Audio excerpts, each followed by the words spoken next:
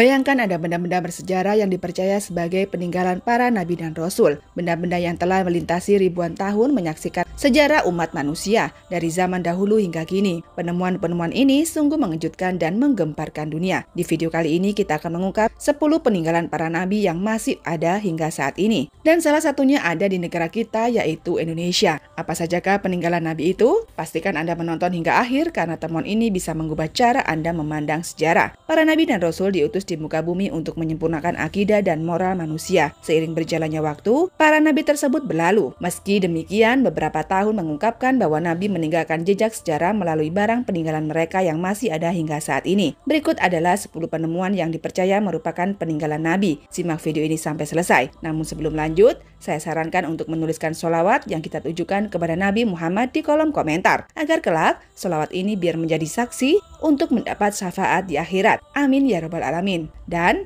jangan lupa like dan juga subscribe ke channel ini. Sangat membantu menyebarkan dakwah Islam dan semoga menjadi amal jariah untuk kita semua. Yang pertama adalah telapak kaki Nabi Muhammad SAW. Nabi Muhammad merupakan seorang nabi dan rasul terakhir bagi umat muslim. Beliau adalah manusia paling mulia di muka bumi. Nabi Muhammad diutus oleh Allah untuk menyebarkan agama Islam. Hadis riwayat Imam Ibnu Isyah dari Ibu Abbas.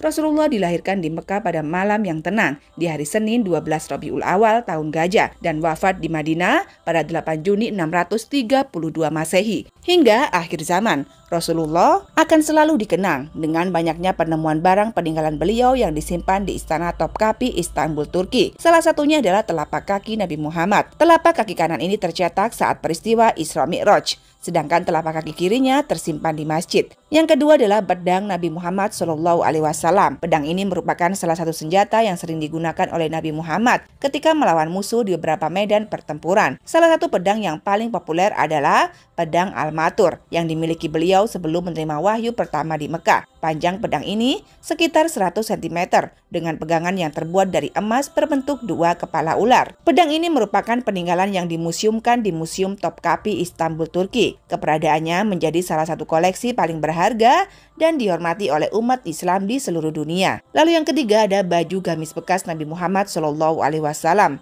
Meski tidak pernah bertemu secara fisik, setiap hari umat Islam terus berdoa menyebut nama beliau dan mengakuinya sebagai Rasulullah. Memang fisik Nabi tidak lagi bisa dilihat, namun begitu nyata melalui peninggalan ajaran dan hadis-hadisnya. Peninggalan Nabi Muhammad yang satu ini adalah baju gamis yang tersimpan rapi di Museum Topkapi, Turki. Barang tersebut bisa memberikan gambaran bagaimana kehidupan Nabi pada saat itu. Baju gamis yang beliau sering pakai sangat sederhana. Lalu yang keempat adalah tabut perjanjian Nabi Musa alaihissalam. Institut Pencarian Arkeologi Alkitab atau BASE yang berbasis di Amerika Serikat mengumumkan bahwa penelitiannya diduga telah menemukan lokasi peninggalan Alkitab yang berisi 10 perintah Allah yang diwahyukan kepada Nabi Musa. Tabut perjanjian dianggap oleh beberapa pihak sebagai misteri terbesar dari semua harta yang tersembunyi. Menurut para arkeolog, BASE, perjanjian tabut pertama kali dikirim ke Mesir, lalu dibawa ke Ethiopia. Tabut sendiri sebuah peti yang dibuat oleh pengrajin bernama Bazalel.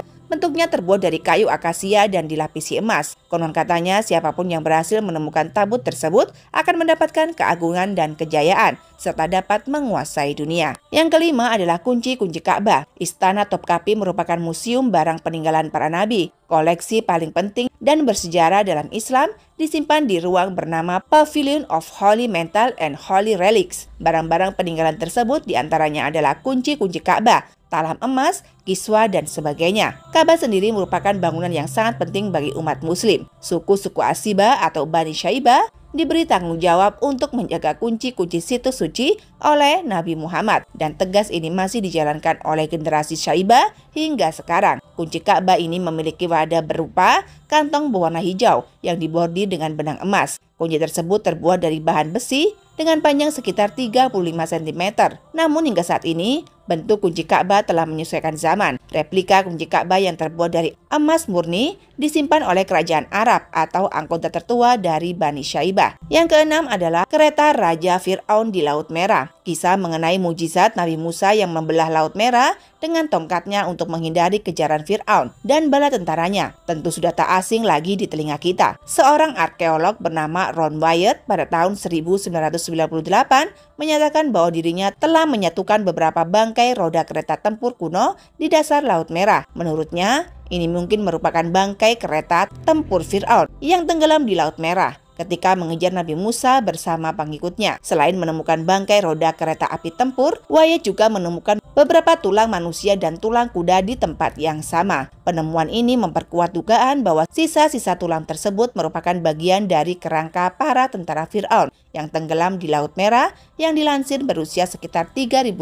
tahun silam. Kereta yang berdiri dan tertutupi karang, apabila karangnya dibongkar dan dilihat dari jarak dekat, maka akan terlihat jelas poros roda dari kereta keduanya. Yang ketujuh adalah tongkat Nabi Musa alaihissalam. Dalam kisah Nabi Musa, kita mengetahui bahwa Allah memberikan mujizat kepada beliau berupa sebilah tongkat kayu. Dengan tongkat inilah Nabi Musa mengalahkan Fir'aun dan membela Laut Merah, sehingga umat Bani Israel bisa melintasinya. Keberadaan tongkat tersebut mengundang rasa penasaran tidak hanya bagi umat manusia, tetapi juga bagi kalangan Nasrani dan Yahudi. Semua yang terjadi di atas permukaan bumi ini sudah diatur sesuai dengan ketetapan Allah.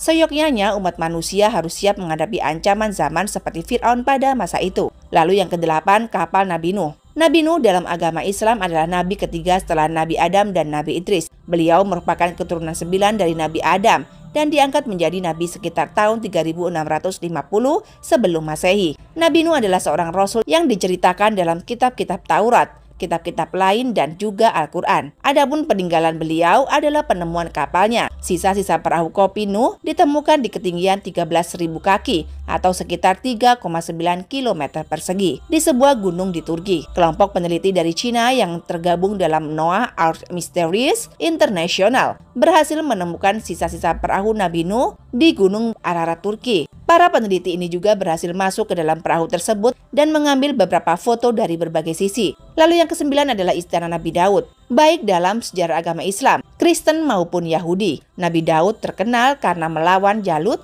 yang pada akhirnya berhasil dikalahkan olehnya. Sebuah studi arkeologi memutuskan bahwa kerajaan Daud pernah berkuasa di daerah Israel. Setelah memenangkan pertempuran tersebut, Nabi Daud menjadi Raja Israel. Peninggalan dari peristiwa itu menjadi bagian dari sejarah yang dianggap berasal dari kerajaan Daud. Beberapa petunjuk seperti tulang binatang dan sisa keramik ditemukan di sekitar runtutan bangunan. Namun keberadaan kerajaan Daud ini masih menjadi perdebatan hingga saat ini. Lalu yang terakhir adalah Candi Borobudur. Benarkah peninggalan Nabi Sulaiman? Ketika Anda mendengar kalimat barusan mungkin muncul kebingungan. Apakah benar Nabi Sulaiman diturunkan di Indonesia? Jika kita melihat secara Candi Borobudur, candi ini merupakan peninggalan Nabi Sulaiman. Kiai Haji Fahmi Basya, seorang matematikawan Islam, menemukan beberapa fakta sejarah yang mendukung hal tersebut. Ia menyebutkan bahwa nama Nabi Sulaiman sendiri sudah menunjukkan ciri nama orang Jawa dengan awalan su. Dari 25 nabi, hanya Nabi Sulaiman yang memiliki nama dengan awalan su. Selain itu,